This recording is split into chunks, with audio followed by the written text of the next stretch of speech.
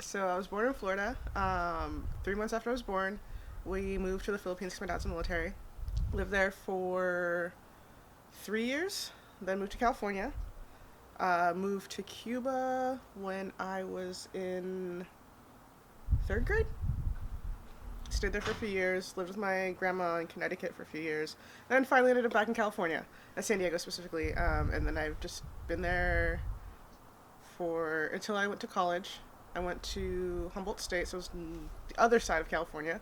Um, and then I decided to join AmeriCorps, so I went to Mississippi. Mississippi's different. I went to Biloxi, fell in love with building, so I decided to join the Navy in 2014. Since then, I've my first duty station was Suda Bay, Greece. Then I got stationed here in California, and then I went on 3 deployments, 2 deployments to Okinawa and one to the Philippines, which was really, really fun. My next adventure is State Department, which I'll leave for in April. Diversity means a lot of things to me.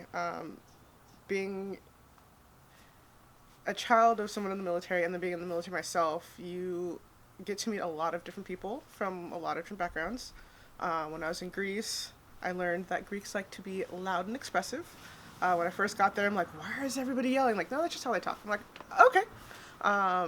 Japan, I love Tokyo, but Japanese in general are very quiet and proud. They have a culture of not shaming your family, so everything is very proper and prim.